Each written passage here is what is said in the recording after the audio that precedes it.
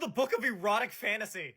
Oh my god. Yeah, wait till you see the mating manual that I'm building. Like, I'm literally making medical diagrams. Look at this. This is the female anatomy breakdown of what my version of the tieflings are. And you know what's even crazy? All of this lore is based on my D&D that I then turned into not only one manga, not two, but three. I didn't want to be the professor of fantasy banging, but this just goes to show what the D&D and TTRPG community is about. I once had a person tell me, why would somebody think of something this diabolical? Well, because we're a bunch of monster bangers. There is a reason the bard trope exists for a reason. I have never been in a game where a rogue or bard has not tried to bang a dragon or some mystical creature. But let me be clear, the mating manual is not a gooner's guide to paradise. Now, we're professionals here in FPSIO 101, which is Fantasy Physiology 101. Like, look at how long the orcs are right now, and they still need to have one more section added. And yeah, the section I need to add is a literal chart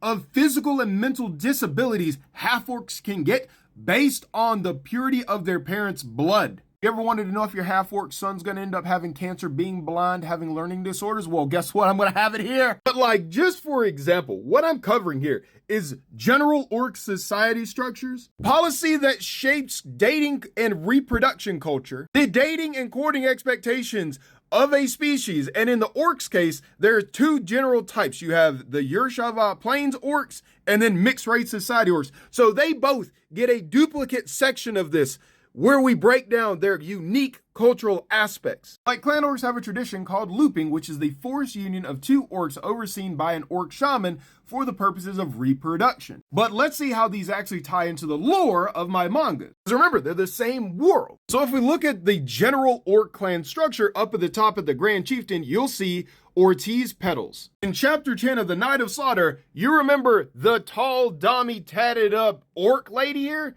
The Holy Knight of Elementals? Yeah, that's Lady Petals. The same orc who is a holy knight of the God of Honor used her influence to become the top orc official, the Wayne Shai Orc Clan Authority. In mixed race societies where Watka has the biggest influence, her take was, yeah, we're not going to be doing looping. That crap is unethical. We get to see that even same species in different locations of my world have different cultures and expectations. We talk about what's it like to date an orc, what's it like to have a symbol of love from the orcs. Then obviously we talk about reproduction, which is when we get into different styles of play. And then of course we get into playtime, post-playtime, what's the age of consent for the race in different cultures, and then also pregnancy. And if we're talking pregnancy, you know we talking birth complications here. Did you know because a female orc can have multiple children brewing in the pot at once, that when one pops out, an unreadied fetus can pop out too,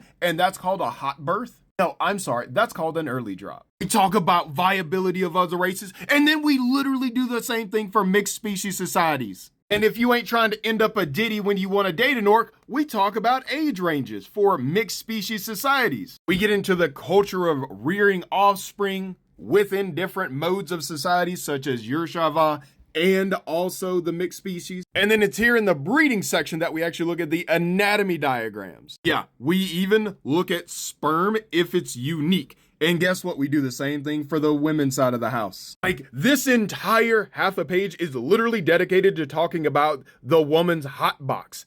And then we're doing the breeding side for different species. And then we have special notes of topic. So yeah, I'm looking to put that book to shame. But it's not just some creepy gooner guide. It's a literal RPG guide on how to implement unique world aspects, how to handle different species, and how to engage in an appropriate manner of dating within an RPG setting. So it can be a book just for funsies. It can be a book where you learn more about the lore of my world and how it operates. But the one thing I absolutely wanted to make sure of is it was done in more of a medical research style. Because when I was researching, I came across books like this, which are cool, but they're just gooner material. And I wanted the mating manual to be unique. So if you want to see the early developments of it, grab a Ruby Gold sub or get an original character into the lore by grabbing a diamond. As always, you can read my mangas for free.